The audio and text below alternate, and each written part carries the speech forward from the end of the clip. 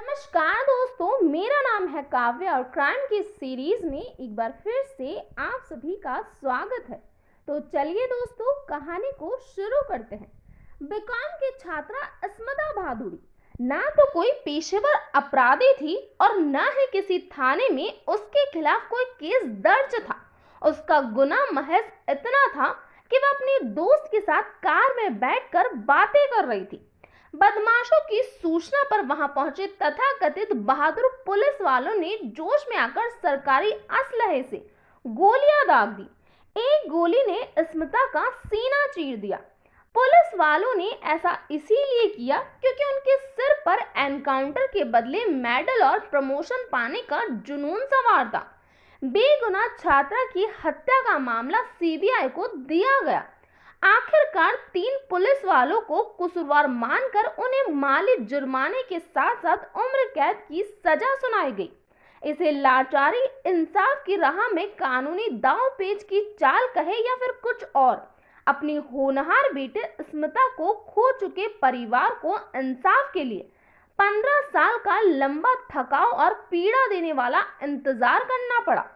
Encounter में शामिल police वाले इस दौरान न केवल आजाद रहे बल्कि बचने के लिए तरह तरह के हथकंडे अपनाते रहे।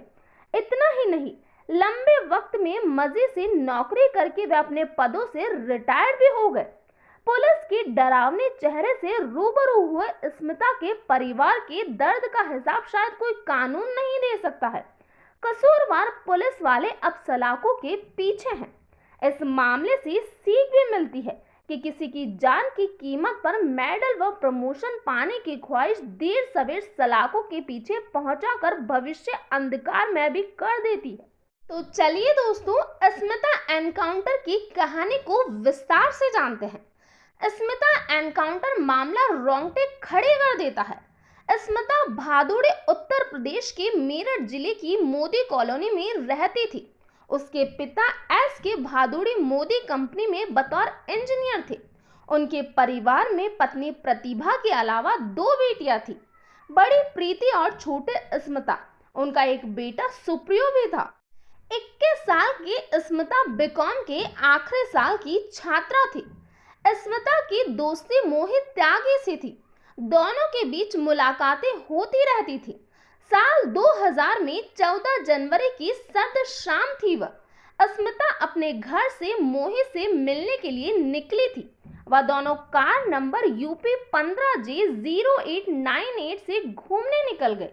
दिल्ली देहरादून हाईवे से सटे गांव सिवाय की कच्ची सड़क पर कार रोककर बातें करने लगे।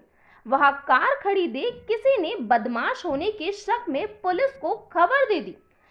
इसी बीच शाम के तकरीबन 7:30 बजे इलाकाई थाना दोरोला इंस्पेक्टर अरुण कौशिक, सिपाही भगवान साहेब व सुरेंद्र के साथ जीप लेकर वहां पहुंच गए।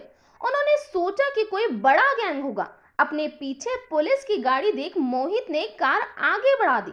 इस पर पुलिस वालों ने पीछा करते हुए एक साथ 11 गोलियां दाग दी। गोलियां कार पर भी लगी और एक गोली ने अस्मिता के सीने को चीर दिया। कुछ ही देर में उसकी मौत भी हो गई। बुरी तरह घबराया मोहित कार रोककर सरेंडर करने की मुद्रा में फौरन बाहर आ गया। पुलिस वालों ने उसे पीट कर दोहरा कर दिया। इस बीच इंस्पेक्टर अरुण कौशिक ने पुलिस कंट्रोल रूम को सूचना दे दी थी कि बदमाशों से मुठभेड़ हो गई है और दोनों तरफ से गोलीबारी हो रही है। मौके पर पहुंचे तब के एसएसपी आरपी सिंह को भी गुमराह करने की कोशिश की गई, लेकिन दहशतजदा मोहित की जुबानी हकीकत खुलते ही सभी के होश उड़ गए। छींटदार सलवार सूट व सफेद रंग का कार्डिगन पहने खून से लथपथ अस्मिता कार की सीट पर पड़ी थी। नासमझी का परिचय देकर इंस्पेक्टर ने खून से अपने हाथ रंग लिए थे। बेगुनाह छात्रा की मौत पर तीनों पुलिस वालों को फौरन सस्पेंड कर दिया गया। जिन दिनों ये एनकाउंटर हुआ था, उन दिनों पुलिस वाले के सिर पर जुनून सवार था कि एनकाउंटर करो और प्रमोशन पाओ। दरअसल पुलिस की नौकरी में थोड़ी बहादुरी से प्रमोशन पा लिया जाता था।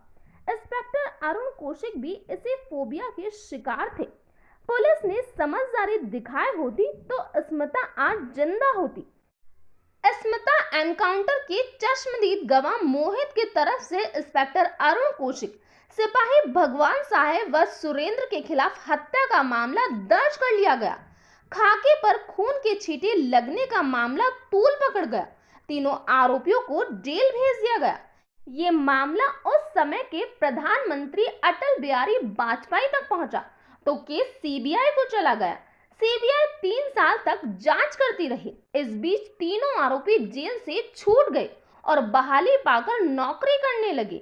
इतना ही नहीं, इंस्पेक्टर अरुण कौशिक सीओ भी बन गए।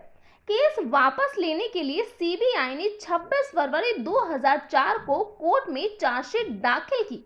अदालत में सुनवाई कई साल चलती रही। आरोपी पुलिस वाले ने पीड़ित परिवार पर कई तरह से दबाव बनाया। मोहित को डराया धमकाया गया, लेकिन इंसाफ की आस में उसने हार नहीं मानी। तीनों आरोपियों ने मामले को खत्म करने के लिए हाई कोर्ट से स्टे लिया और मजे से नौकरी की। आरोपियों ने कानूनी हथकंडे अपनाकर अदालत बदलने की मांग की और कहीं सुनवाई पर पेश नहीं हुए। नौकरी करके तीनों रिटायर्ड भी हो गए।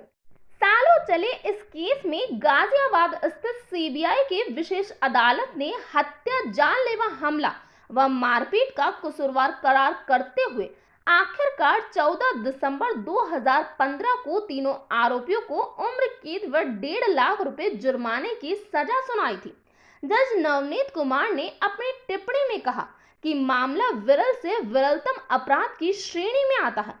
वरिष्ठ लोक अभियोजन अधिकारी कुलदीप पुष्कर की इस मामले में अदालत में दी गई ये दलील मायने रखती है कि पुलिस का काम कानून का पालन करना और करवाना है। अगर पुलिस ही कानून का पालन ना करे और कानून का गलत इस्तेमाल कर किसी की हत्या कर दे तो ऐसे हालत में समाज में दहशत फैलती है। कसूरवार पुलिस वालों पर आरोप साबित होने पर 15 साल 9 महीने और 16 दिन लग गए। सजा होते ही तीनों को डासना जेल में भेज दिया गया। बेटे की मौत से दुखी भादुड़ी परिवार जिस गम, दहशत और दर्द के दरिये से गुजरा था, उसकी भरपाई कानून की कोई भी धारा नहीं कर सकती। पुलिस का घिनौना रूप आज भी उन्हें डराने का काम करता है। उन चंद लफ्जों ने इंजीनियर एस के भादुड़ी की दुनिया ही हिलाकर रख दी जब एक पुलिस ऑफिसर ने उन्हें कहा था कि आपकी बेटी को पुलिस ने गलती से गोली मार दी है और उसकी मौत हो गई है। उस रात की यादें कोई नहीं भुला पाता। सिर्फ फिर पुलिस वालों की करतूत से हंसते खेलते परिवार पर स्मिता की मौत के साथ ही गम व मुसीबतों का पहाड़ टूट गया। बेटे स्मिता की मौत के गम में मां प्रतिमा भादुड़ी डिप्रेशन में आ गई। लाख समझाने पर भी वह बेटे का दर्द नहीं भुला सकी। ज्यादा दवाइयों के सेवन से उनका लीवर भी खराब हो गया। वह बीमार हुई तो इलाज करवाया गया। परिवार माली रूप से परेशान हो गया। बाद में साल 2011 में उनकी भी मौत हो गई। स्मिता का भाई सुप्रियो ग्राफिक डिजाइनर है। दोनों बाप बेटे अकेले रहते हैं। अदालत के फैसले से वे खुश तो हैं, लेकिन कहते हैं कि ऐसा करने वाले को फांसी होनी चाहिए थी। स्मिता का मामला उन पुलिस वालों के लिए एक सबक है जो वर्दी की हनक में बिना सोचे समझे कुछ भी करने को तैयार हो जाते हैं। मानवाधिकार उल्लंघन के मामले में अव्वल दर्जा हासिल कर रही उत्तर प्रदेश पुलिस में ऐसे पुलिस वालों की एक बड़ी जमात है जो गंभीर आरोपों से दामन दाग कर किए हुए हैं। उनके कारनामे जनता में डर पैदा करते हैं। पुलिस से आम आदमी कितना सुरक्षित महसूस करता है, इसका अंदाजा इसी बात से लगाया जा सकता है कि लोग आज भी थाने में आने से डरते हैं। पुलिस अगर बेगुनाहों के खून से हाथ रंगने लगे तो बात सोचने वाली हो जाती है। स्मिता का मामला सबक जरूर देता है कि गलत कामों की सजा देर सवेर मिलती जरूर है। तो ये था पूरा मामला। इस घटना के बारे में आपका क्या कहना है, प्लीज कमेंट बॉक्स में बताइए। तो आज के लिए इतना ही। Thank you.